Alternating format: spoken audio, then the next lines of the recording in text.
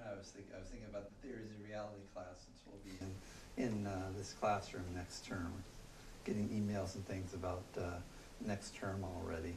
It's a similar format, just I guess you won't be able to register for another 3 or 4 weeks.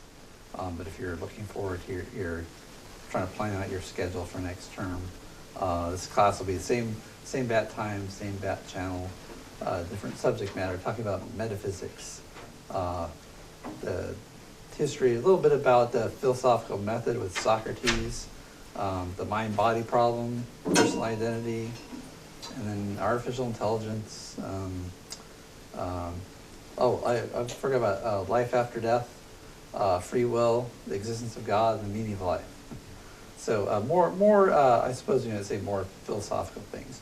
Critical thinking, as I said, is kind of a tool-based. It's kind of a tool and skill-based part of philosophy, and that makes it different from other branches of philosophy. An audio issue? Yeah, your level's a bit low. We're using a different mic, so I need to gotcha. change a setting. Alrighty. We can still hear you, but Okay. it's not quite as loud. Gotcha. Maybe I'll scroll on my board here. And I'll change this.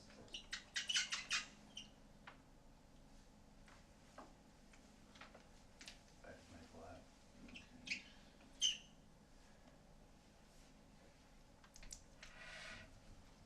So what's the goal of critical thinking? This will be on the test. Truth, right? Knowledge of the truth. What's the truth? Facts that correspond to reality.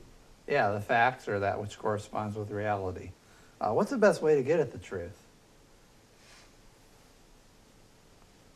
Go with your feelings. Your personal narrative. Think.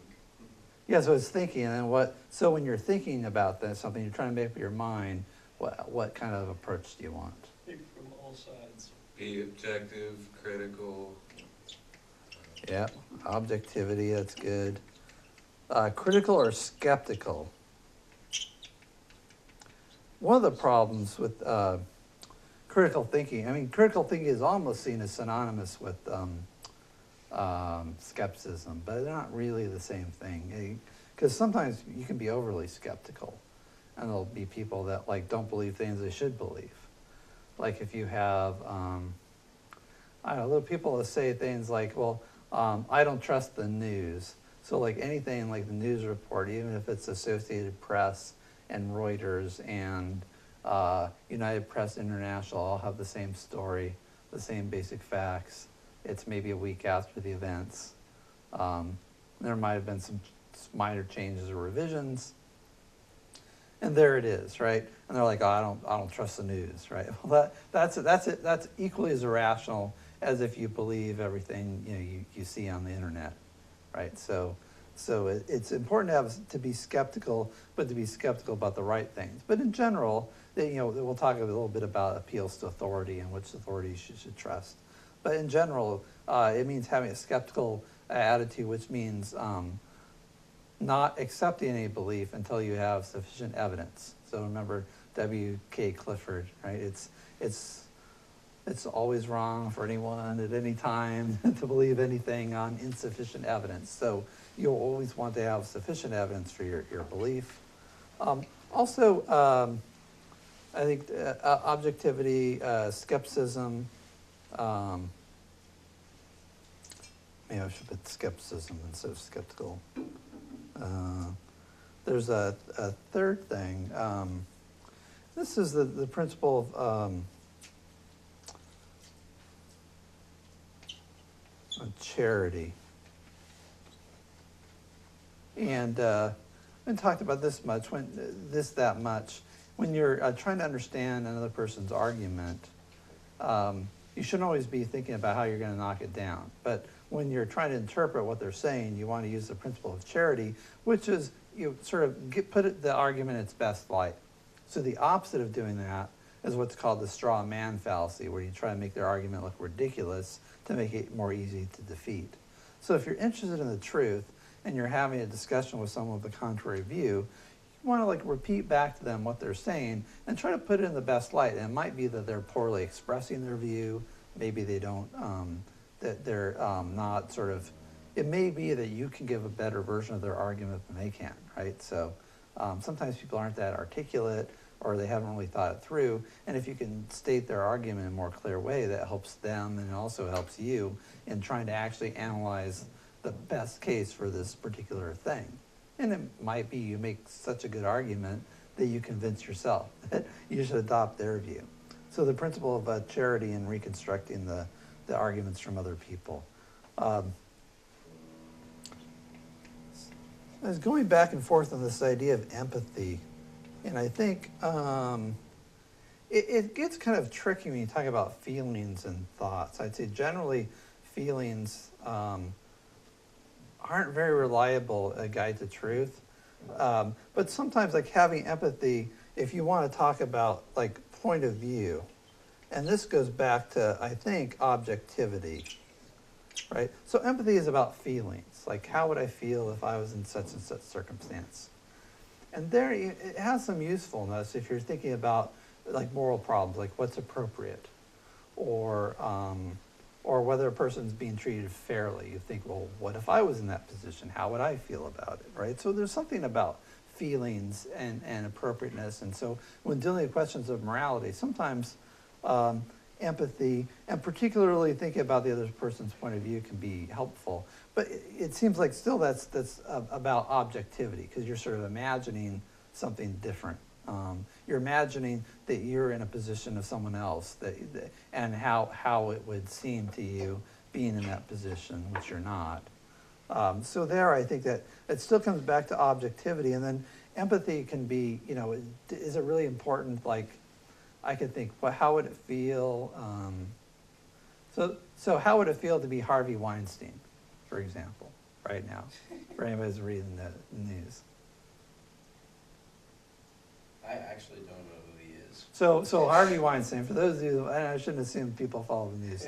Harvey Weinstein's this big shot Hollywood producer who's, multi-millionaire. He's got lots of Oscars under his belt. So he helped Matt Damon and Ben Affleck get their start with Good Will Hunting.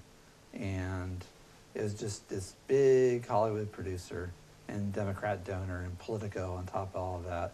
So he's like this very important person in Hollywood.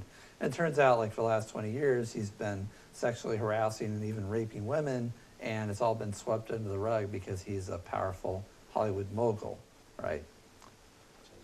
So now, so you think about like, well, what happened was, I don't know how this get, to think about how he got outed. Somehow it got out that he'd been doing this, and the first person comes forward, and all of a sudden all these women are coming out of the woodwork saying, here's what Harvey did to me. And it turns out that everybody knew, including people they claimed they didn't know, actually did know, that he had this reputation for sexual harassment and even sexual assault, and touching women that didn't want to be touched in ways they didn't want to be touched. All the things that President Trump was talking about on an open mic, talking about the trappings of fame, and talking about how if you're a famous person, women will be attracted to that. You could do whatever you want with impunity. Talking about fame, and kind of joking around with it with this guy about to go on an entertainment show, and although there's no evidence he ever did any of that stuff. Well, Harvey Weinstein basically validate all those things Trump said about being a famous person and be able to do whatever you want, just because it's the cult of fame, right? The cult and people are and the cult of power. So now, how would it feel? Now, if you read about this and you think, well, how should I feel about this? Do you think, well, how would it feel to be Harvey Weinstein? Well, that's not where my sympathy lies, right? You think about what it'd be like to be one of his victims. So there, if you empathize with the wrong people, and then you think about what would it be like to be one of his victims. I'm not sure. I suppose it might make you more angry at Harvey Weinstein for perpetrating the crimes, but I'm not sure that gives you any more information, a more objective view of it.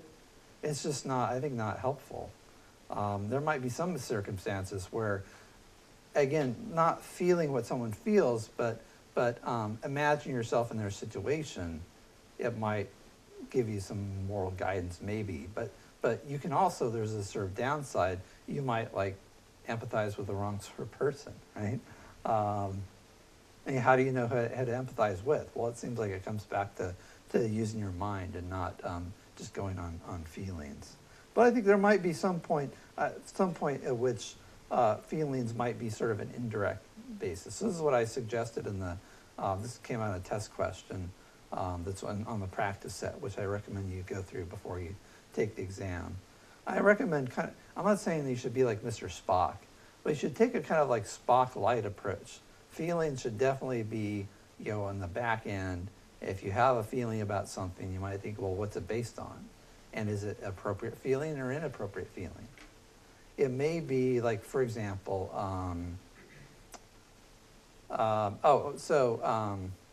suppose a clerk gives you back too much change at the store, and you don't say anything because you're like, oh, extra money, free money, and then maybe later on you feel guilty about it.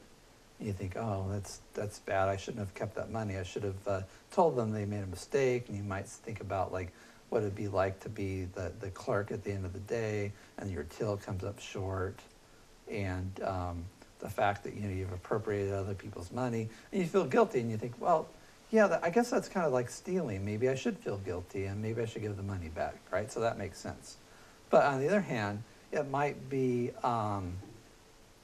you wake up in the morning, you come out of the shower, and you're coming by the mirror, and you catch a reflection of yourself naked in the mirror, and you feel dirty and guilty and shame, and you turn away, right?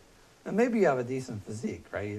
Objectively, you look fine. But it might be that you grew up with like lots of shame and guilt about sex and about your body, and you have all these internalized attitudes based on an upbringing that inculcated these ideas, which are irrational ideas, which aren't based on objective reality. And you feel guilty for no reason. A lot of people tell me they grew up Catholic. They say they feel guilty for no reason. There was a guy, I remember a friend of mine told me that he was raised, this is back a while ago, he's an older guy, and he told me that the priest used to take him into the back room and not molest him, but beat him up like with his fists when he misbehaved. And I'm like, that's terrible. I said, that's horrible. And he says, oh no, I was a bad kid. I deserved it.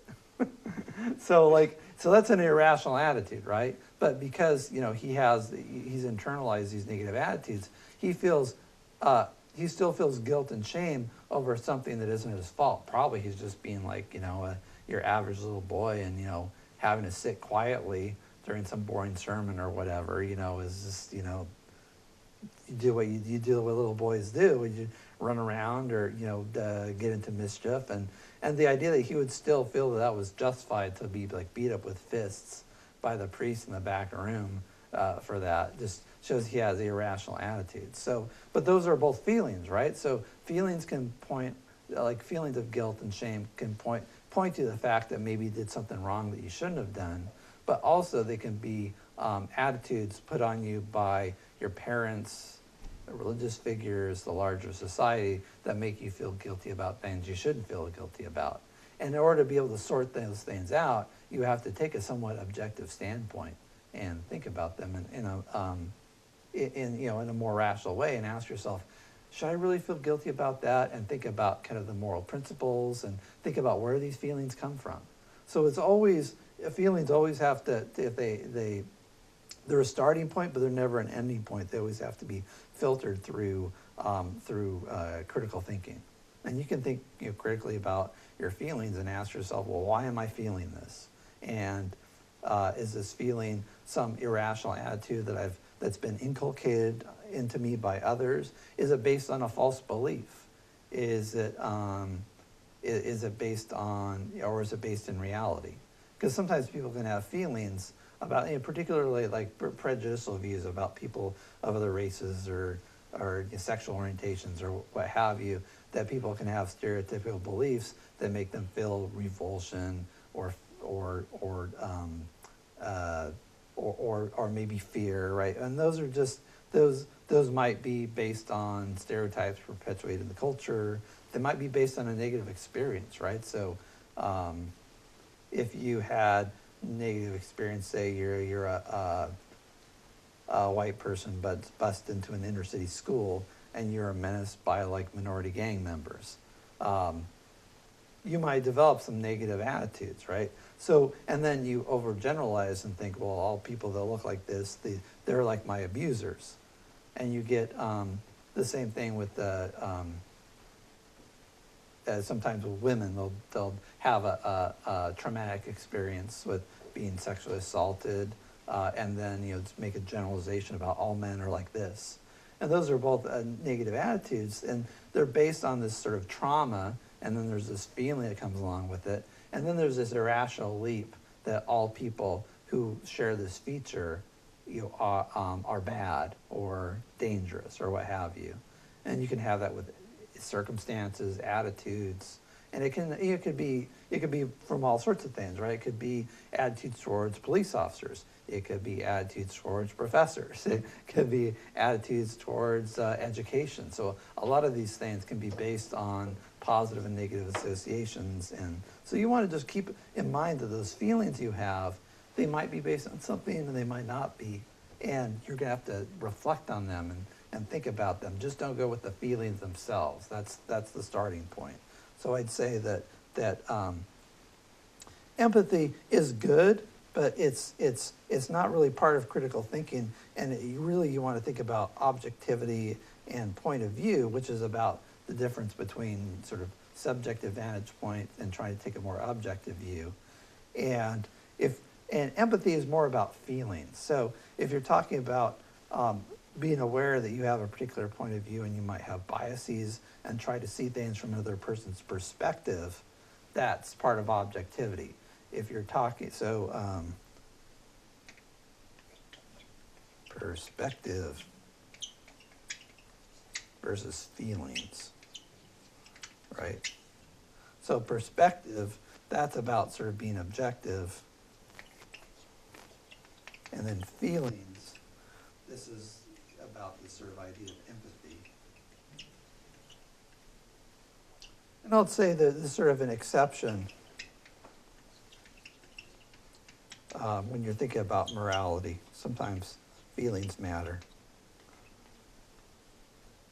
You ask how I'd feel about this. Like, do you have a moral sense, a conscience of justice and injustice? And, for morality, we have this moral intuitions. Now, some people will say that moral intuitions aren't really feelings at all. They're something else. But at least they're not part of, like, logical reasoning. But it seems with morality, that's sort of what we have to go on. So that might be a case where having a sort of undefined feelings not based on logic and empirical facts might be relevant. Okay, so let's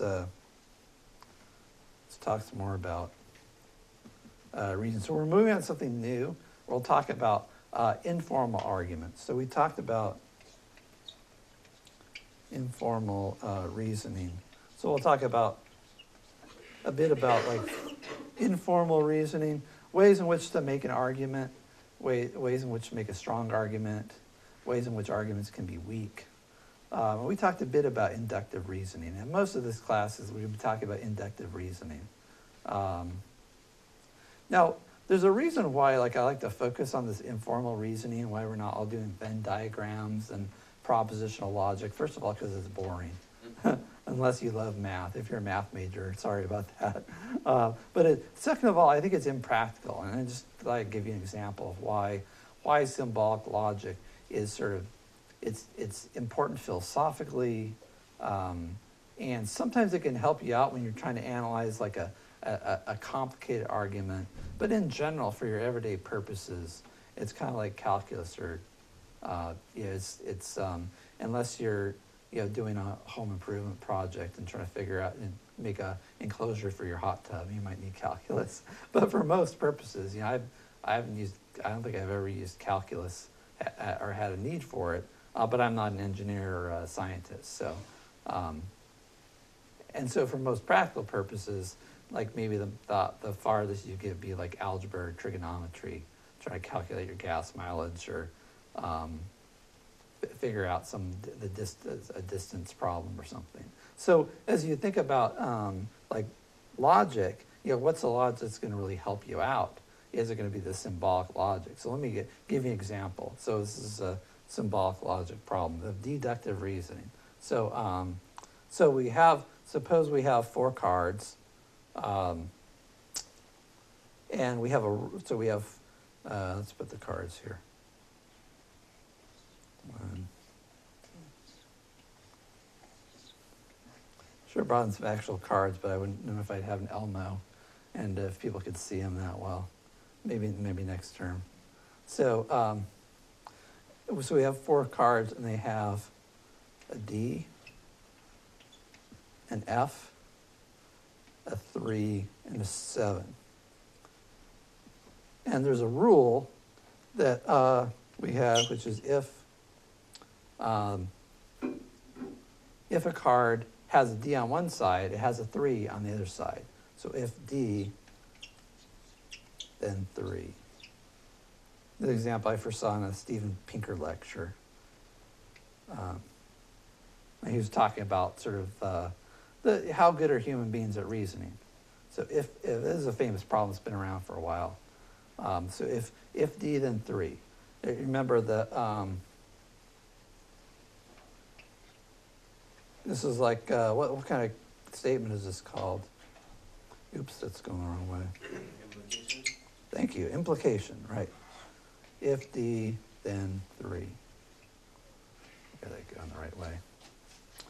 So then, so the question is, how many of these cards would we have to turn over to know whether the statement held, to see whether our rule held? To see whether these cards follow the rule. Which cards and how many of them will we have to turn over in order to find out? 1. Okay, so, and which one would that be? 3. So we have the D. Only the D, or we have to turn over another card? Only the D. Oh, okay, we have only the D. Well,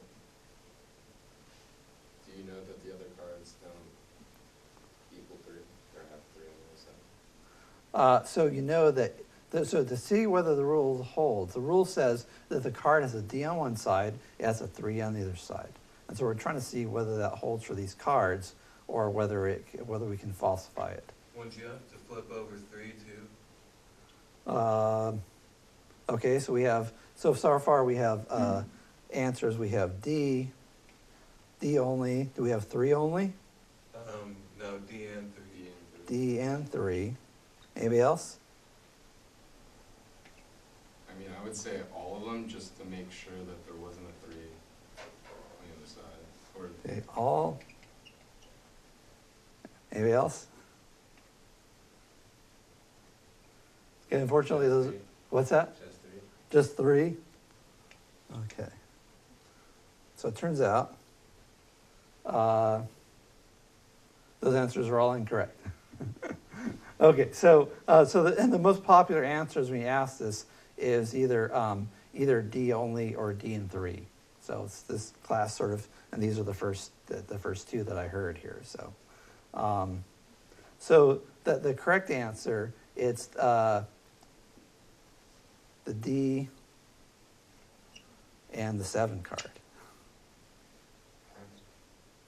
All right. Now, do you know why that would be? That has a 7 on the back. Well, suppose, okay, so why wouldn't just D work? So we turn over the D. Because the F has the other back. Yeah, so if you turned over, so if the answer was just D, the F might have a 3 in the back, right? So because 7 might be D. You turn over the 7, right? And you turn over the 7, and if there was a D in the back, that would falsify it too, right? So you need to know, and this goes with our rules of implication, right? Remember our, I'm trying to find that truth table here. Well, wouldn't you also have to turn over F as well? Because if there was a D on the backside of F, then it wouldn't, that would also falsify it. So the rule is if D, then 3. It's not if, what's the F? So actually, so the F, this is that case where, remember with implication, it didn't remember, it didn't matter what was in the antecedent. If the antecedent was false, the consequent could be anything. So let me see if I can find them. Well, this is where your chart might help to show the validation. You can think about it. You can think about it intuitively, or you can go to your chart. Let's see if I can find that. It doesn't matter if F had a 3 on it. Right, because it says if D then 3, it doesn't tell you anything about F. The rule doesn't say, it doesn't deal with F. It says only that if it's a 3 on one side, there's not an F on the other side, it has to be a D. But if there was a D on the other side of F,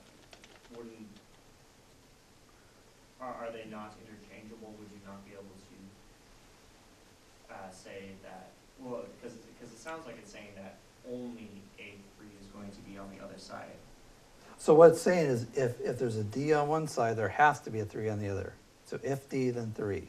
And if there was a D on the other side of the F, wouldn't that be false? So if there's an F, does that mean so the question is it also the case that if it's true that if D, then 3, does it also have to be true if 3, then D, right? Because that's the only case that it would be falsified. Let me just, let me call up that thing. This might help. Where are we? What's the number for this class? 221. Here we go. Truth functions. So you look at as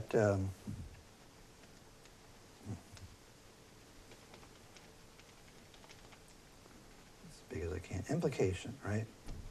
So if P then Q, and A, if P then Q statement, if the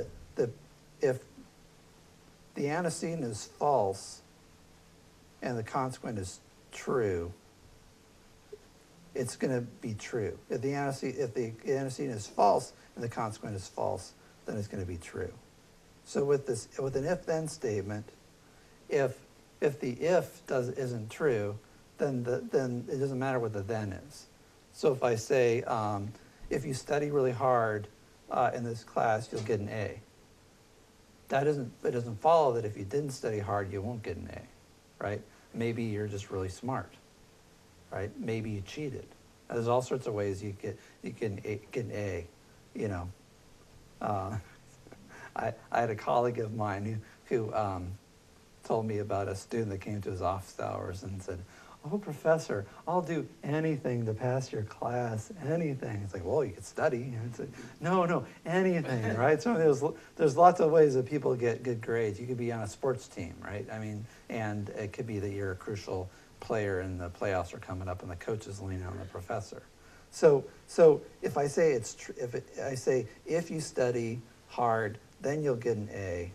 The only case in which my statement is false is if you study hard and you don't get an A, right? If the antecedent is true, the conclusion is false. If the antecedent is false, if that hypothetical doesn't apply, if you didn't study hard, it doesn't say anything about whether it could be that you did get an A and you didn't get an A, because they're not connected. 3 could still be D. Yeah, so if coming back to this here, if we turn over the D and there's not a 3 there, we know we violated the rule, right? So that seems pretty easy. But what about the 3 card? If we turn over the 3 and there's not a D there, does that tell us anything? You could have different inputs to get to the same outcome.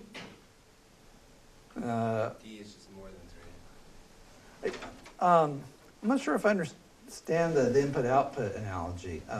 The rule says that if there's a D on one side of the card, there has to be a 3 on the other side.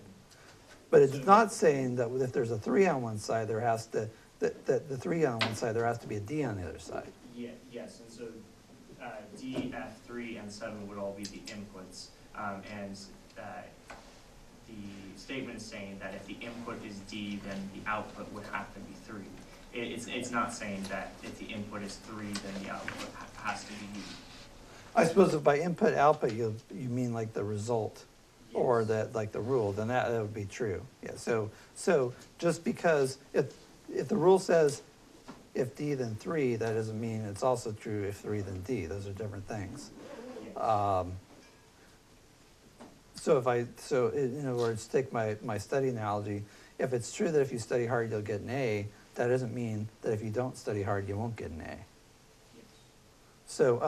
So the 3 card isn't going to help us out because suppose you turn over the 3 and there's an F there. Does that invalidate the rule that if there's a D on one side, there's a 3 on the other side? Yeah, because there could you're not saying if there's a D on the one side, there's a 3 on the other side, and no other letter has a 3 on the other side. All right. So then, what about the F card? We turn over the F card, and what if there's a 3 on the other side? Does that matter? So it wouldn't matter. Yeah, it wouldn't matter. Now, how about the 7 card? If we turn over the 7 card, and then what would discount or what would invalidate our rule? Yeah, if there was a D on the other side, then we would know that our rule didn't hold. My question is, why would that be any different than if there was a D on the F card? What would be the difference between the 7 and the F? Because there's no rule about what happens if what has to be on the other side of an F card. The rule is only about what has to be on the other side of a D card. So the rule isn't if that F then whatever. If there's a D on the other side of the 7, And a D on the other side of the F. So basically, it's like there could be a D on the F, there could be a D on the 3, and there could be no D on the 7, and it would still work out. Because you could flip the D card and D could still have a 3. It means D is 3 and D is also F. well, if you flip the D over and there's a 7, it's not a 3. Or if you flip the D over and there's an F, it's not a 3. Right, so we're going to flip D and 7 on the 2 cards that matter. Right. So you would never have to flip over the F or the 3 because it doesn't matter what's on the F or the 3 card because the rule doesn't have anything to do with Fs at all.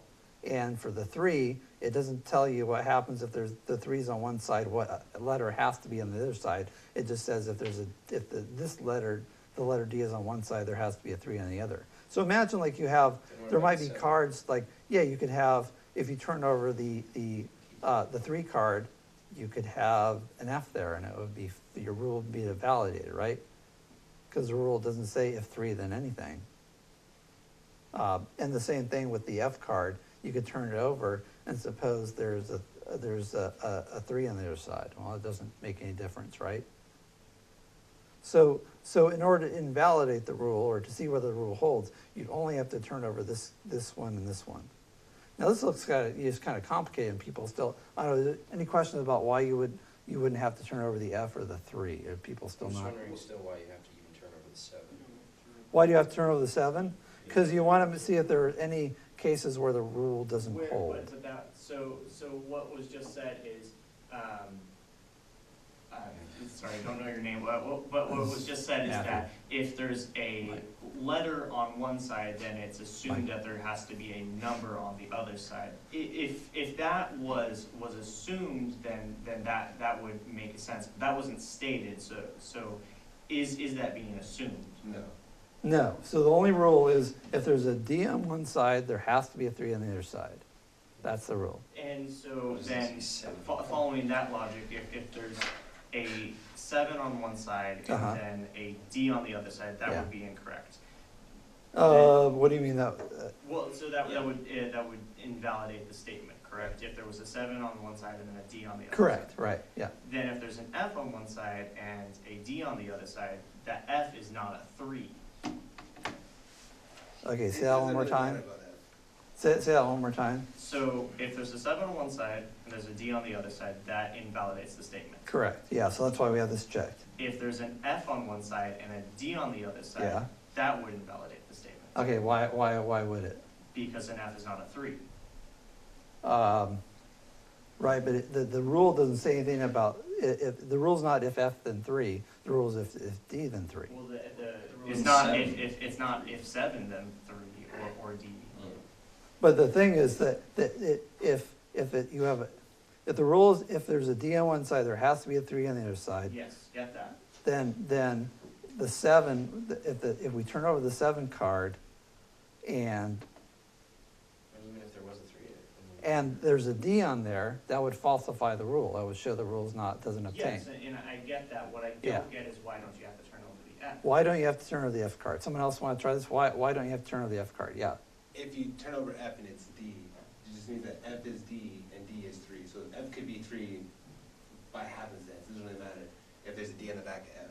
Because multiple cards can have a D on the back. It's not saying that we're solely gonna have a D and a 3 on every card, that's D and 3. Mm-hmm. So like F and 7 can both have a 3 on the back. And it would be Yes, that. and that makes total sense.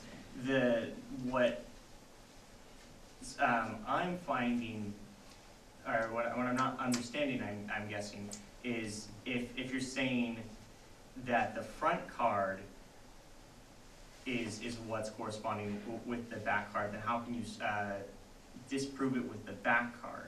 Oh, so the rule is just about if there's this one letter on this one side, there has to be another letter on the other side. So that's why, I mean, you could imagine that, like with this 3 card, we could turn it over, and there would be a D on there. So that, but the thing is, we could turn over the 3 card, and there could be all kinds of things on there, and it wouldn't invalidate the rule. So the weird thing is, like, if you turn over the 3 and there's a D there, that kind of confirms your hypothesis. Yes. But if you turn over it and you turn over the 3 card and there's an F there, it doesn't disconfirm it. Right? Nobody, you wouldn't have to, I mean, you're talking about the F card, but if I turn over the 3 and there's an A on there, does that invalidate if Well, D how then would I 3? ask this? If you turn over the D card, the card that has the D facing, Yeah. and there was an F on the back side of that, Yeah. would that disprove that? Right, yeah. No. I mean, let's see. If there's D and you turn over, there's an F, Yes. or mix it, I suppose we're assuming there's letters and numbers on the other Well, side. so that They was could- my but- question. Are we assuming that there is, for every side, that there's a letter? Yeah, actually, it would, if you turn over the D and there's anything other than a 3 there, that would invalidate it. So then, that would be it would just be the same card, just flipped over the other way? No, no. F could be 3, 3 could be 3, and 7 could be 3. Yes. All of them could be 3. Yes. Everything can have a 3 on the back. That's fine. Which means that Yeah. if we flip over F, there doesn't have to be a D on the back if we flip over D and there's F. It wouldn't say that there's an F on that side, there's no saying that there's a D behind the F. Okay, so, but my question is, if you flip over the D and there's an F, that invalidates it. Yeah. Correct. So then, if you flip over the F and there's a D there, that doesn't invalidate it. No. Correct. So, for that conclusion, then it's only the input, the front card that matters. So then why, if there's a D on the back of the 7, would that matter? Because that D is not 3. D is 3 and But 7. that F is not 3 either. Don't care. Well, then we don't care about the 7. So if there's an F on one side, it doesn't matter what's on the other side of the card, because that's the antecedent. If you think about it, if the antecedent is false, it doesn't matter what the consequent is, the statement's true. So if in your rule, the thing, and maybe I'll give a concrete example, this will seem more intuitive. But the rule says, if there's a D on one side, there's gotta be 3 on the other side. So that's why we have to turn over the 3. You think, well, why do I have to, or sorry, that's why we don't have to turn over the 3, but we have to overturn the 7. Like, why should I have to overturn the 7 card? Well, because, Well, what's the difference between an F and a 7? so, well, I think the 7, you have to turn that over because, if you turn over the 7, there might be a D on there, right? So that's why, the reason you need to turn it over, because you don't know what's on the other side of that 7. So are you saying there's not a possible way, it's not possible for there to be a D on the other side of the F? I don't think it actually matters. So he's saying if F is the 7 not be D versus D be 7? So, oh, I see what you're meaning. So the question is like, are there is the idea that you always have to have letters and numbers paired up? So if it's not about,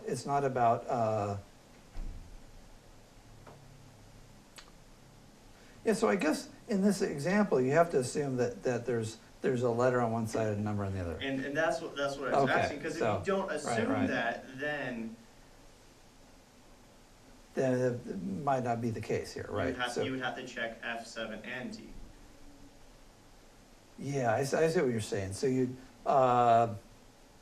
so if you turn over so you could say, so if you say, well, it's not really about F, so that we don't have to, that we can ignore that.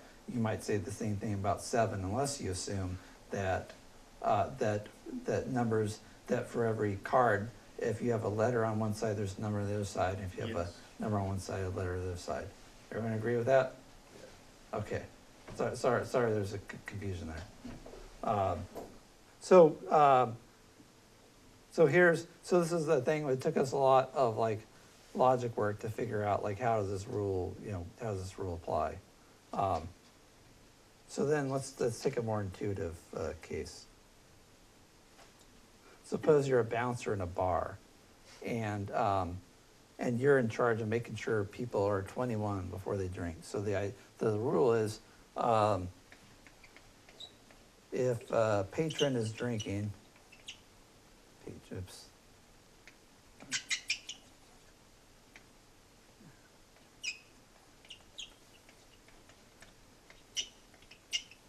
Yeah.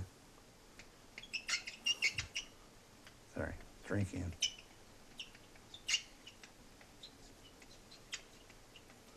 You must be 21. Okay, so now, so you have, there's 4 people in the bar. There's a guy drinking, let's suppose for the sake, maybe there's a guy drinking beer. There's a guy drinking Coke. There's the guy, oops.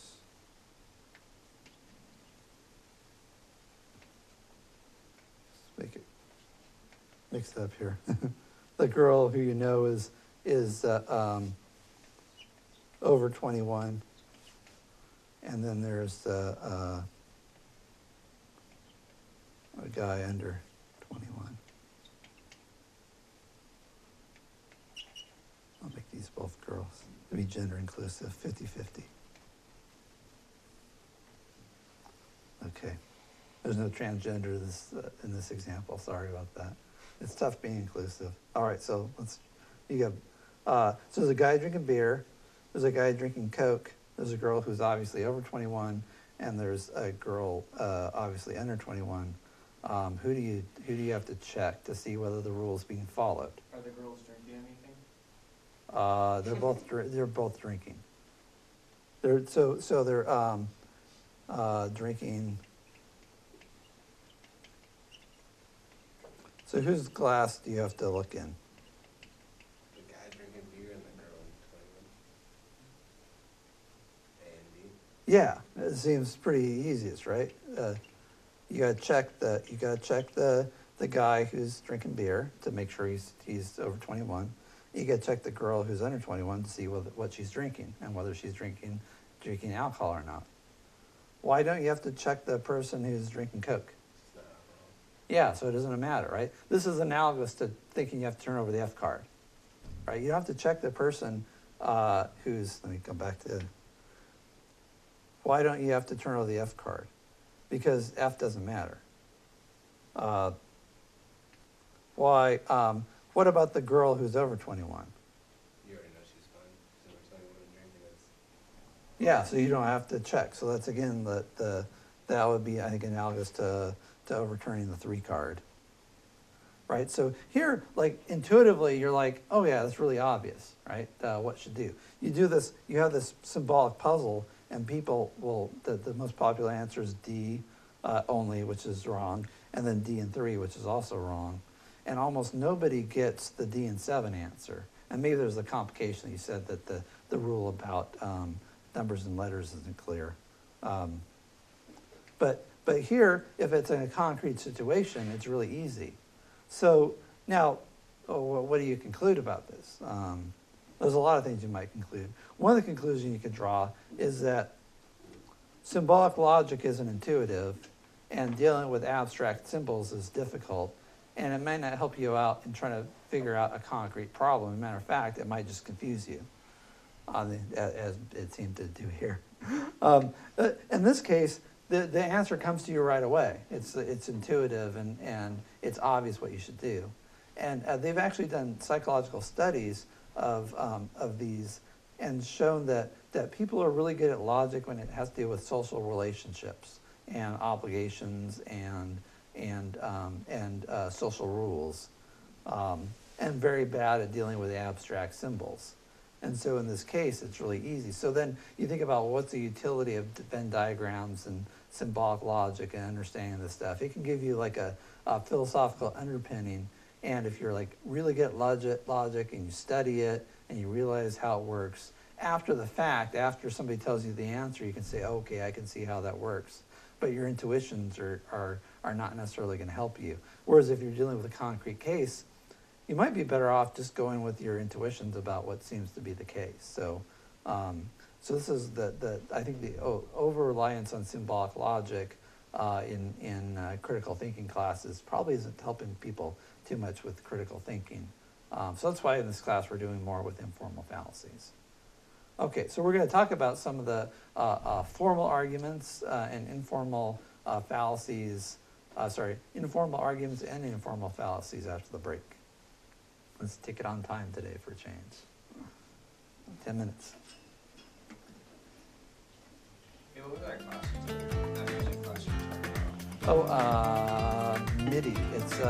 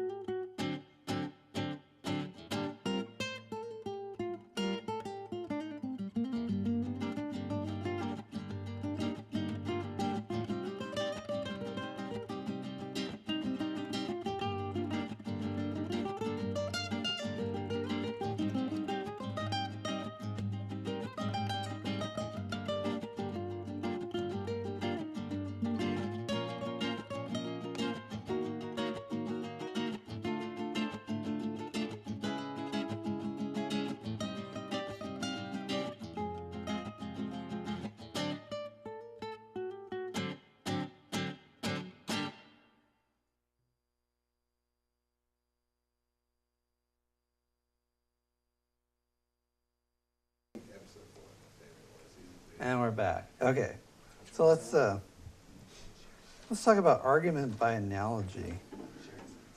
So first of all, trigger warning. So we're going to show some disturbing images from the protests they had. So if you don't want to see a couple of like semi-gruesome images of abortion, you can. Well, I mean, it's gruesome or gruesome. I didn't pick the most gruesome ones, but I think this is instructive. So if you have a weak stomach or traumatic experience with abortion, I recommend just looking away for a few minutes and just so I give you fair warning about this. Let's see. And stare at your desk or close your eyes, and that's completely fine. But I think these are good examples of argument by analogy. I won't put them up for a long time. So here's the first one.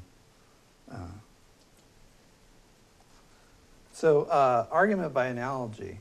So you have like the Black Lives Matters movement, which is about the lives of African Americans, and typically it's revolving around unjustified police shootings. And the idea is that Black Lives Matter, and if Black people are being disproportionately targeted by police brutality and shootings, that's a bad thing. And so you have this movement against abortion, a pro-life movement, and they say, well, look, you believe Black Lives Matters? Well, then here's some Black lives that are being destroyed. You should care about these too, right? So argument by analogy. So you start out with this case of here's something that you believe, Black lives matter, and that Black lives are valuable, and here's Black lives that are being destroyed through abortion. So the idea is if you care about police shootings, you should also care about abortion that disproportionately targets the Black community. Black babies are disproportionately the victim of abortion, and so on. So that's the argument there, and so it says born and unborn. So this is a very concrete application of argument by analogy. Here's another case of this display again on campus here. Here's an analogy with genocide, right? So here's a picture from the Holocaust, and the idea is that according to authorities in Nazi Germany, that Jews were not persons in the legal sense, and so they were killed. Here's an example of lynchings around the Civil War era where African Americans are considered to be subordinate and inferior by the Supreme Court, and here or by a Supreme Court decision. And then here's a case of abortion where a baby in utero at its early stages of development is not considered to be a legal person by the Supreme Court in 1973. So the idea again is here's a case where people are denied personhood and killed unjustifiably. Here's a case where people were considered to be inferior and were killed with and here outside the law. And here's a case where people are also, or human beings are being killed also with legal sanction. And so here are the two cases. You might have some wiggle room here. So what do you think about? Let's see. Let's just hit this third case here. So what about rape? And the argument goes, some cultures execute innocent rape victims and call it honor killing. Our culture executes innocent babies of rape victims and call it reproductive choice. Are we less barbaric by killing the baby than they are for killing the mother? Again, argument by analogy. So the argument here is you should disapprove of honor killings, which or you do disapprove of honor killings, which is the idea of killing a woman because she has stepped outside the bounds of propriety. Usually she's taken up in a romantic attachment with a young man outside the bounds of marriage, or run off with a person of a different faith or tradition, and so the family will actually hunt them down and kill them. And you have this happen primarily in Islamic countries, also in India. this is a thing where there's a pretty horrific case a couple of years ago where I think a Hindu girl ran off with a Muslim boy, and the family, you know, tracked them down, brought her back, tied her to bed, poured kerosene all over it, and lit it on fire. And these things, you know, will happen regularly, not always murder, sometimes savage beatings, but sometimes the honor killing. So the idea is, well, everybody thinks that's terrible, right? Well, here's the thing you think is terrible, and then here's this other thing that maybe you're not sure about. And the argument by analogy says, well, here's what we do. We kill innocent babies who are the product of rape. And the idea is that just as a woman is an innocent victim of rape, so a child conceived by an act of rape is an innocent victim. And so it says, is it worse are we worse for killing the baby than they are for killing the mother? Again, trying to make you look at this case of honor killing versus abortion and see those as analogous. And so it says stop executing the innocent. So the idea is that victims of rape are innocent, but also babies are innocent in the womb, and because it's wrong to take the life of one innocent person in this case, it's wrong to take the other, and trying to get you to go from the one side to the other. I like that this says comparable does not mean identical in this last picture. So the idea is just because there's some disanalogies doesn't mean that the analogy is invalid. The cases don't have to be absolutely identical. If they're absolutely identical, they'd be the same case, right? So you're taking one case that shares some features with the other, and if it shares enough features, then you say you should care the same about each case, otherwise you're being inconsistent. So, all right, in the interest of going easy on people's sensibilities, that's all for that. It'll be up on the middle site. So what do you think about those arguments? This is argument by analogy. I think it's All right. So another question is, what's the? So this is this can be a valid argument form. So the question is, how good is the analogy? So these are, you see these all the time in usually in social and political issues, moral, legal, social and political issues. So if you want to be a lawyer, for example, you're always looking at cases and seeing whether they're analogous to other cases. And you do case law, you're trying to figure out, okay, well, here's a legal principle, and here's how it was applied in this case by this judge. And then I'm trying to figure out, okay, in this current case that I'm looking at right now, what's the operative legal principle, and does it apply in the same way to this other case? Are these two cases analogous, or are they different in some important way? So they have, like, on the LSAT, you have to answer all kinds of questions. This is the aptitude test for law. It helps you get into a good law school. The LSAT asks you all sorts of questions about arguments by analogy. But you see these things are fairly commonplace, and it's just like an example. Now, this is one that, obviously, gets under people's skin, right? And that's, part of the reason, right, is to try to shock people, not just because you want people to be uncomfortable, but the idea is that you want to get them to think. And sometimes, like, goes back to rhetoric versus logic. So, I mean, let's agree that these examples make lots of people uncomfortable, and the people that put this display together knew that was the case, and that was part of the reason that they're pitching it this way, is they're trying to get some traction. But what do you think about the underlying argument? So it's comparing, so you're comparing honor killing.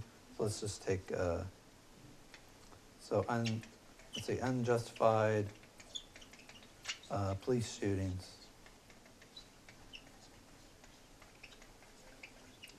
and abortion of black babies. Right. So that's the one analogy. And then we had another one that was honor killings and abortion. And I'll just put the third one out here when we talk about some more. So here you had actually three things. You had the Holocaust. You had lynchings, and then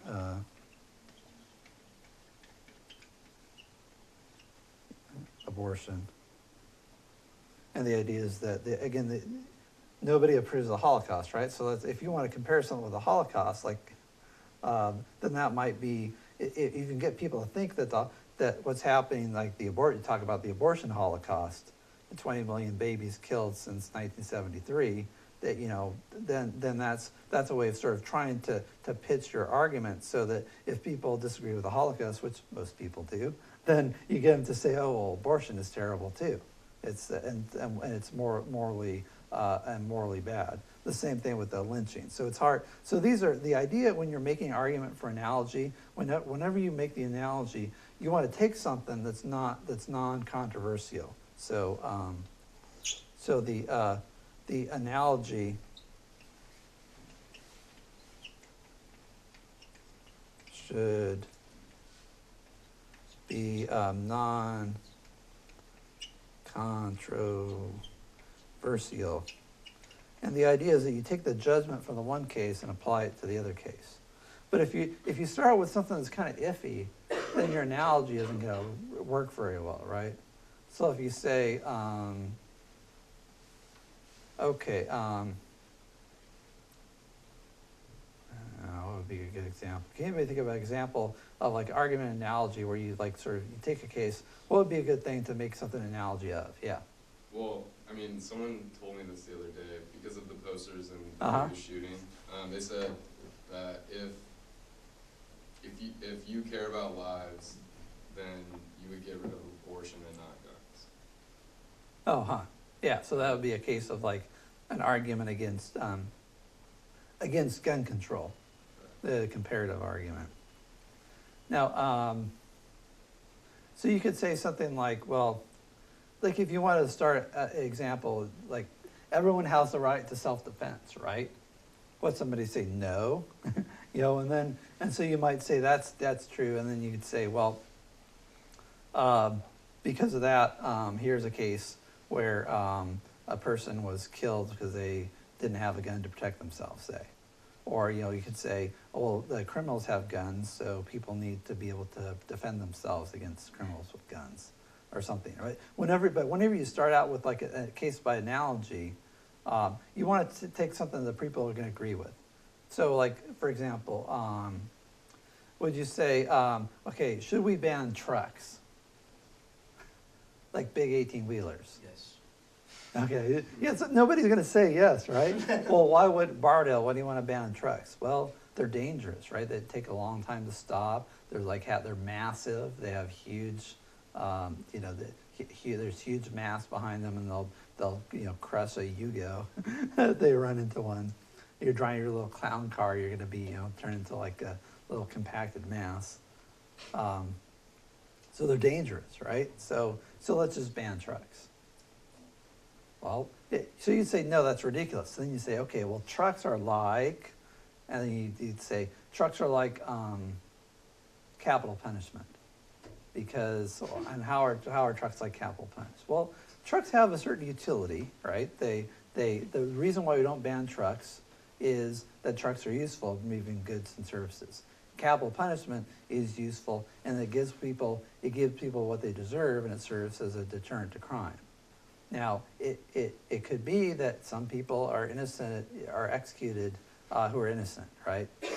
Well, people die in automobile accidents, right? And often, with big trucks.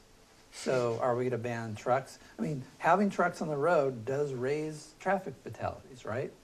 Now, we do everything we can to stop that, and there's like inspection rules for trucks, and we have, there's like, you have to like stop off at a weigh station, and there's like all sorts of regulations about driving, and they pass new laws about how long you can drive, make sure you don't fall asleep at the wheel.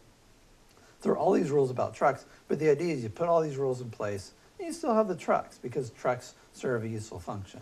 Well, you could argue the death penalty gives prosecutors the ability to, to work out plea deals with suspects that might be looking at the death penalty as opposed to life in prison.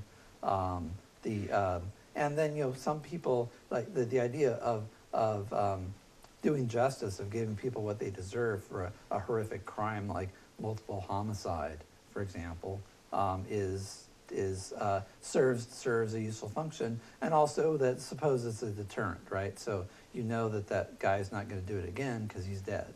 So if it serves as a deterrent, you make that analogy. But the point I'm making, we'll talk about that in a minute maybe, but you might poke some holes in that. But the idea is when you start out your analogy, you want to start out with something like, do you think trucks should be banned? And people are going to say no, right? So that's how you want to start. And then you want to take that thing that you get agreement with, and you want to go to this other thing that people don't agree with you on and try to move them from column A to column B. You had your hand up. Yeah, no problem. Okay. Yeah. What do you think about, like, I don't know, should we ban swimming pools? Every year, kids drown in swimming pools. Sometimes they climb over fences. Sometimes people leave their gate open. The kids walk into the swimming pool, they're unattended, and they fall in the swimming pool and drown. Every year. It was like, and more children drown in swimming pools than are killed by guns, in gun accidents. So that, again, argument by analogy, you wouldn't ban swimming pools just because kids drowned. What you would do is try to make sure, in a swimming pool, that a public pool, you'd have a lifeguard. You wanted to maybe pass a rule that says people with swimming pools have to have it in a fenced-in area and have a lock in the gate, say. You might do that. You might charge parents that they'll let their kids sort of wander around, especially little toddlers. So like there's regulations. The same way you might say, well, with guns, you could make sure the mentally ill don't get guns. You could have a background check, criminal background check, and so on and so forth. But you wouldn't just ban them outright. Or the idea is if you were in favor of guns, you'd have to accept this crazy idea of banning swimming pools, which no rational person would do. So again, argument by analogy, you want to start out with something that's either like everyone would agree with or everybody would disagree with, right? Depending on whether you're talking about banning something or supporting something. So the idea is if you're in favor of banning guns, you're in favor of banning swimming pools. Well, banning swimming pools is ridiculous, so therefore you shouldn't be in favor of banning guns. Okay, let's come back to this. So you want to start with something that's clear, that people will agree with, like unjustified police shootings are bad, right? Unjustified police shootings of African Americans are an evil, right? Or they're a bad thing. And so the idea is that you want to compare this with abortion of African American children, say. So the idea is you argue from one to the other. Now, what do you think about this as an analogy? Like, what is this analogous enough to make a good case, or there's some disanalogies? Like, what if you were out there at the, with the protesters talking to them? Like, what would you have to say? Besides, like, screaming at them or trying to cover up their signs, like getting your horn out and chanting slogans like, my body, my choice, or something like that. Like, if you're going to engage in a rational argument, what would you say?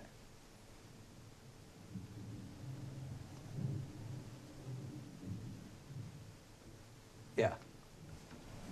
Just off the bat, that they're two very different things, because an unjustified police shooting is killing someone who's lived X amount of years and has developed a sort of personhood, and an abortion is someone that hasn't even breathed oxygen outside of the womb yet. So that's not a person, that's not someone that's developed and has memories. So an unjustified police shooting is a million times worse than killing something that hasn't had the chance to develop all of those things.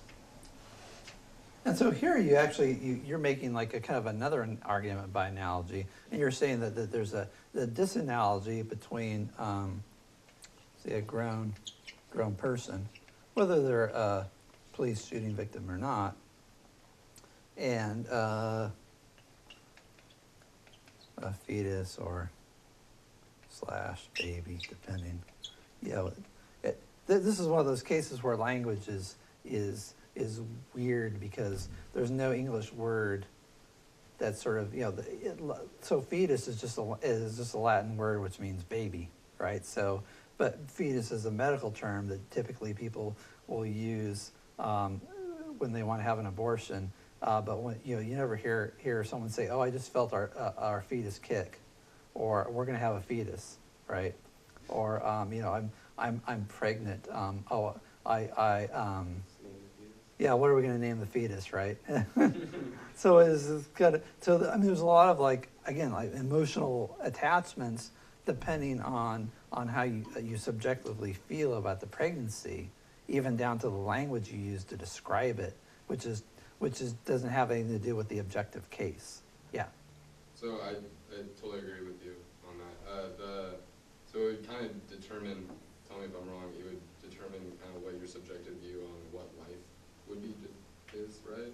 So we'll get to that in a minute. This is the difference between a grown person and a fetus. So what are the qualities? You mentioned a bunch of qualities, right? So you said, so breathe, be able to breathe, Just experiences overall. oxygen outside the womb. So it seems like this out. Does experience give more value? With the baby and the fetus, That's a like, different conversation. until a certain length of time in the pregnancy, they can't even feel. All right. pain. Oh, I'm sorry. One at a time. You guys, you'll all have a chance to speak, but I like things directed one person at a time, please. Go ahead, and then we'll get to you guys. The baby can't really feel pain. They don't have too much sensational responses until the brain's like developed to a specific degree. So I mean, like, I remember that being an issue back in the day, like between 24 and 27 months. They say that the fetus can begin to feel pain, and that's when it became murder. So I think it's that might be separate from the murder case, and I think it's actually earlier. There's actually a bill winding its way through Congress that's to place limitations on abortion based on the fetal pain argument. But at least I wanted to hit on a couple of things you said, because you mentioned a lot of things. You said be able to breathe oxygen outside the womb. This outside the womb thing, it seems like it's kind of begging the question or circular reasoning. Now, the fetuses do breathe oxygen, but they breathe it through their mother. So so then the question is like, does it matter? So like, does location matter? Whether the fetus is inside the womb or outside the womb, does that matter of what kind of being it is? Dependency upon the womb. Well, like suppose like okay, there's the legend of Lao Tzu. So Lao Tzu means old baby in Chinese, and the idea is that the poor Lao Tzu's mother had like a pregnancy of like 60 years, and he was born as a fully grown sage and started spouting off philosophy when he came out of his mother's womb. So could you abort Lao Tzu when he was 12 years old in the womb there? He'd be allowed outside the womb. He could survive outside the womb. No, he couldn't. Then, yeah, you could abort it. So there's a case, but he wouldn't be able to breathe oxygen outside the womb. Now most people, suppose Lao Tzu's 30. He's inside the womb. He's philosophizing. He's getting ready to be a fully. He's not old yet, so he's not wise and This was just a story, knowledgeable. right? This didn't actually happen. No, it actually happened. No, He wasn't born until he was able to be born, or did he choose when to be born? Because like I'm going off of the physical dependence upon the mother. When can he's he- physically dependent on the mother, but he has like the intellectual capacity and consciousness level of a 30-year-old man. Could you say that the fetus is What about when he's 50? Right, That's Lao the Tzu, he's 50 years old. He can think and reason. He's conscious. He's aware of his own existence and so on. But he's not breathing. He's never breathed oxygen outside the womb. So then, I when don't it think it matters. matters about that. I think it matters whether you consider a fetus sentient or not. Well, so it seems like even this- the ability to gain sentience at some point, would that even constitute? When did he start wrong? philosophizing in the womb? From the moment of conception? When was he? Yeah, like he's like growing up and becoming wise in the womb there. When was he able to retain the information to build upon? There's not a lot of details of the story, but the idea, imagine, so this is a hypothetical experiment, hypothetical experiment, right? So imagine that you have a fully conscious, fully grown human being but it's never breathed oxygen outside of the womb. This is why I thought about this case, because I don't want to say it's a funny story to make fun of somebody's religion or something, but this is a legend of Lao Tzu, is that he was born a fully formed sage and, spouting philosophy literally from his mother's womb. And, but if Lao Tzu, if this really was true about Lao Tzu, it seems that his being able to breathe oxygen outside the womb wouldn't deprive him of the right to life. Sort of. Well, at least, I don't know.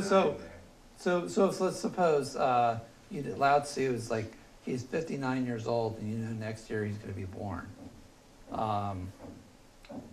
Would it be morally permissible to abort him? What about children that have zero lung function when they're born and they have to be put onto equipment?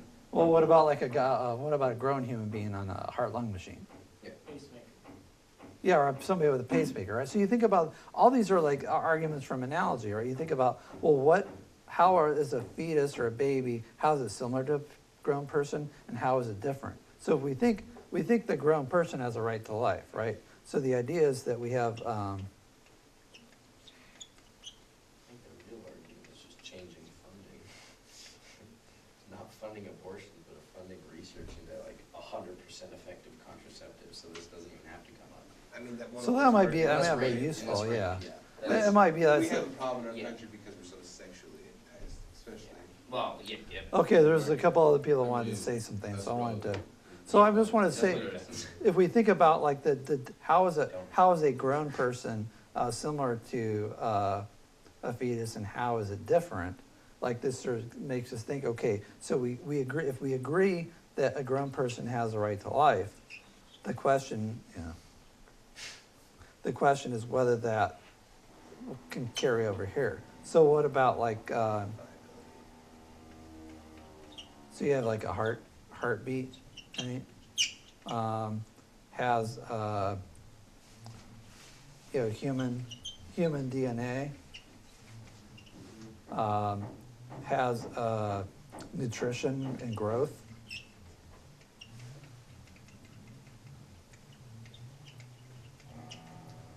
Growth. Human form, like 2 arms, 2 legs, and a head. At least the little bitty hands in the pictures of the aftermath. Human form. So these are all ways in which a fetus looks like it's similar to a human being in its early stage of development. It's not viable, man. Well, what about a guy in a heart-lung machine? So you sort of like unviable fetus. Yeah. Or better yet, someone in a coma. Oh, there you go. Could you consider a fetus just a being that doesn't have the capability? Slash baby. Not being in a coma? Has no. I mean, I feel like that's when we pull the plug, though. People who are plugged in. What if you know they're going to But, recover? Yeah, So that's sometimes. a different story, though, because you know they're gonna recover, so the person's gonna come back. That's just a matter of time. But you know, a baby. Well, it's a matter of time with the baby too, though, right? Not sort of, because. If you don't kill it, if you don't get in there and start there's no slicing and physical, dicing and vacuum out the direct parts.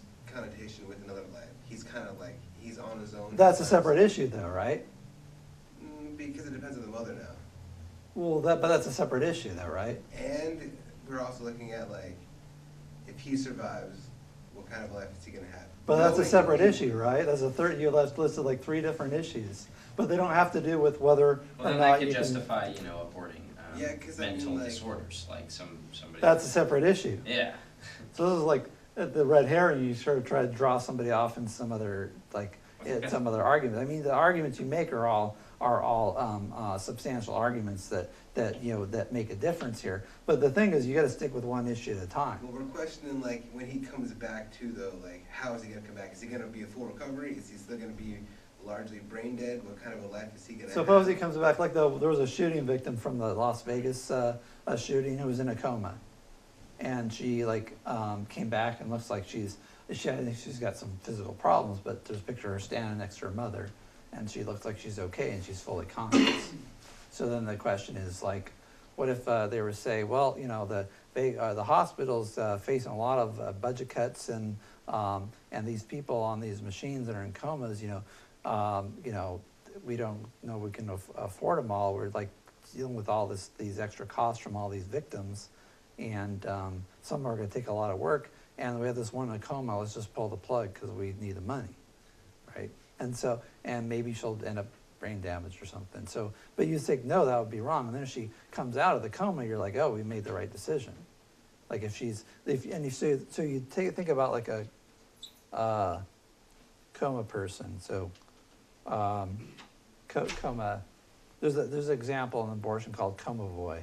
So in coma boy, the idea is you have a child who's say 8 years old, and he's in a coma, and he has some certain disease that goes through this certain progression, and that he's very likely to emerge after 9 months perfectly fine.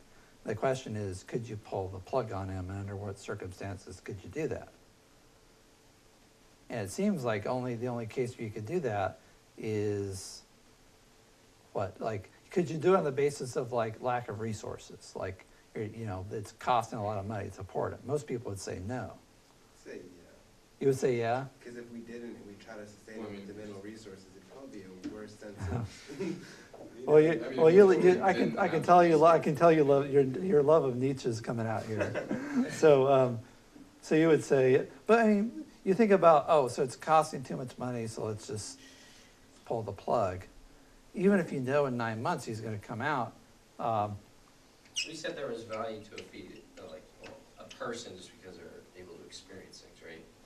Because they have experience. You have to develop your personhood. You know. All right. So a question is children when they're first born and even quite a while after have zero memory of their existence. It doesn't actually build up until a certain age when they start learning, which is I think You think they don't remember the womb moving around when she's yeah, I don't think they kick remember when that. I'm hungry. Heartbeats. There's a specific brain function that develops at I think it was 3 or something like that. But could you still abort a child at 1 because they have no value to their knowledge yet? There's no structure there. The No, distinction because- How do you know between that, though? between short-term They're and still long-term. extremely well. How could you say that about a fetus then? How do you know that? Yeah, that's my point. Well, yeah. That's what I'm saying. So the question is you look So, at that's how it Yeah, could that's go. what I'm saying. Yeah, that could go either way. I feel like it's an easy one. Because If the baby you can't survives, remember everything. Oh. Yeah. mother. You know? all right, Okay. one at a time. I'd have to look it up again. It was at some part of the age you start being able to develop long-term memory. Well, the question is, does the potential matter, right? So the guy, the guy in the coma, it could be a kid or an adult or whatever. It's not. They don't have any. They're not having experiences now. They don't remember anything. They don't experience anything. They're in a coma. Now, sometimes people in comas have experience. Let's assume, for the sake of argument, they're just they're out. Their brain's not doing anything. They're just laying there, having no experiences. Well, pull the plug then, right? But if you know they have the potential for having experiences in 9 months, it seems like it would be wrong for you to do that. What about dementia? Let's suppose they're going to come out okay, right? So, you're thinking about people that have dementia. Let's look at it as a side issue, right? So let's say a person who will become healthy and fully functional human being in 9 months. Would it be wrong to kill them? Now, let's just say not pull the plug. Let's suppose you pull the plug and they're not going to die, but they'll slowly starve to death. Could you do that? Should we give beings the right to an existence? Because if we gave them that time and they were born and then we asked them, would it have been all right if we aborted you or not? Well, everybody has that choice, so you could just commit suicide, right? Yeah. Anybody, and the interesting thing is you even look at people who are aborted for Down syndrome, in the womb, people have abort fetuses for Down syndrome, for all kinds of handicaps and genetic defects. If they're detected early, people have abortions on that basis. But if you ask people that have Down syndrome or various kinds of physical handicaps, whether they wish they'd never been born, they almost invariably say no. And suicide rates amongst handicapped people are extremely low. Most people that commit suicide are like, you know, the fully functional human being with a bunch of mental problems. With psychological problems, and often like with like a lot of money and privilege. So, but whereas as you look at handicapped people, they value their lives. Coming back to this analogy, right? So the idea is you think about, okay, well, what's analogous to like being a fetus, and how is a fetus different than a human being? And you think about, well, if a fully grown human being was in a coma, and we know they're going to come out of the coma, would it be wrong to kill them? And well, what do you think? So, this coma boy, he's 8 years old. He's in a coma for 9 months. When he comes back, he's going to be perfectly fine. And you know, with to some degree of certainty that that's going to be the case. Then the question is, what would it be permissible to pull the plug on him? What do you think? Or to kill him? Pro-choice though. So what? So what would you say? Forget about abortion for a minute. You're a doctor, and there's a patient in your care. He's in a coma. He's going to come out in 9 months. As a matter of medical ethics, regardless of what the law says, what should you do? Yeah. Well, I know that the medical field values reproduction as a very strong value for like what they do in the processing of who they attend to, I guess. Like I'm not sure what you mean by reproduction.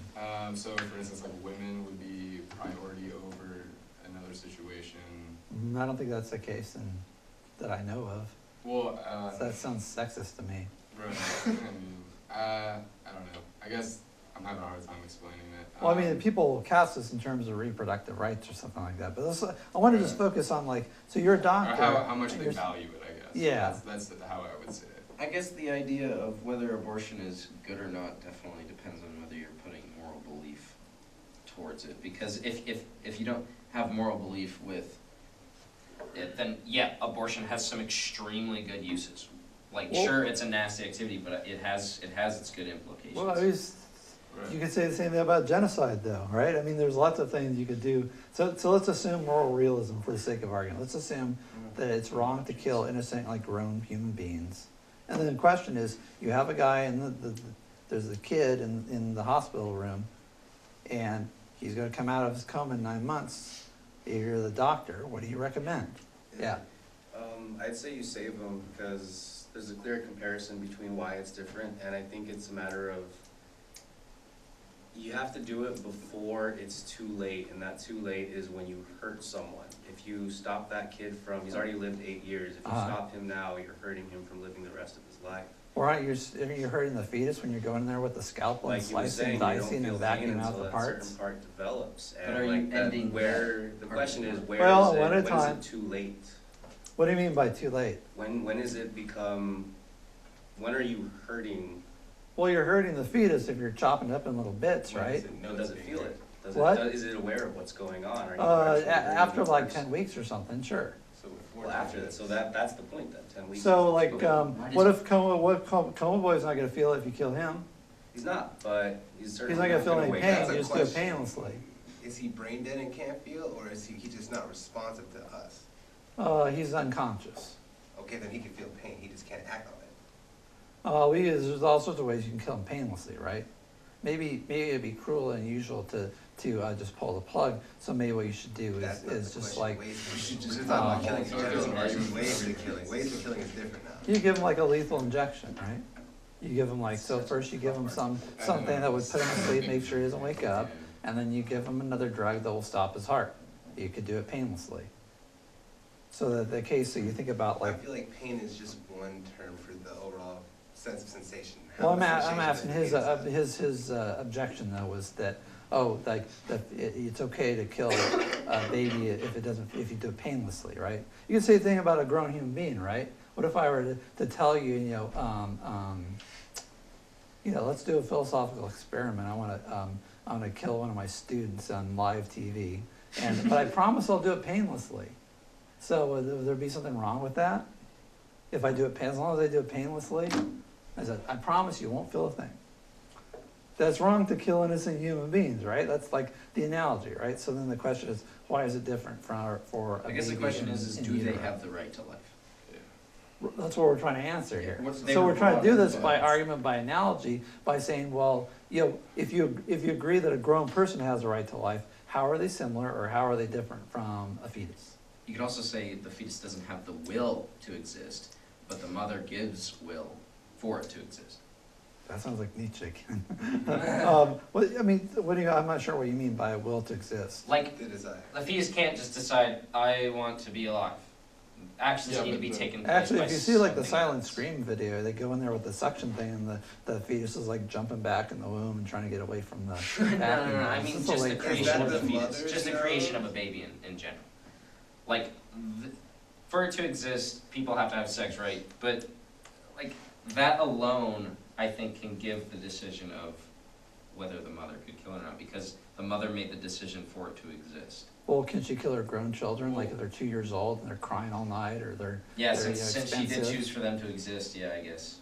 I see two questions there. It's That's a like, good point. one, again, the children are viable outside of her. I mean, it is to the point where babies need the mother to survive, specifically for personal care, but I mean, are there no instances whatsoever that a baby left in the right area couldn't survive on its own? It couldn't roll around in water and drink the water instead of the milk, and so on and so forth. So I mean, technically a baby, in the most extreme case, could survive without the mother outside of the womb.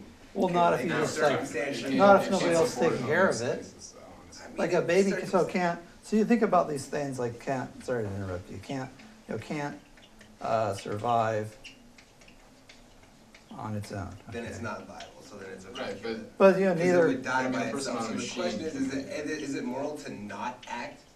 Because the doctor could choose to not act on the guy who's in coma and he'll just die on his own because you're not giving him the nutrients anymore. I'm not doing anything to him, I'm not killing him, but I'm not doing something I'll see. that I could do. Do you mean like providing I see what you're saying. extra technology Yeah, but- to the person? Is it murder to not do anything? Yeah, I mean, if you have Because then the, the mother could just give birth and walk away, it's not But if you murdering the do baby. nothing, in the case of pregnancy, the baby will be born. But she would just leave the baby alone and the baby would die on its own anyway, so it's like, Right, But then, that you would- could that then, would but then, have- you know, according to the abortion rights people, that, it's like if the fetus magically transforms into a baby once So it comes out of the birth we're like canal. stepping on this weird line now of the pro-choice and then the viability of the fetus. It's like, But they're different issues. if she can abort the baby while it's still viable, the baby can live. You're just gonna give it to the hospital to incubate and put it in foster care. Or it's gonna be like, the baby's not viable, I'm gonna remove it from my body, but I don't wanna kill it. Let's just literally cut it out. Don't vacuum it out, C-section, take it out, remove it. Now just leave it alone. It's a life. We're not actively gonna cut it up or Yeah. kill it, we're just gonna remove it and put it there by itself.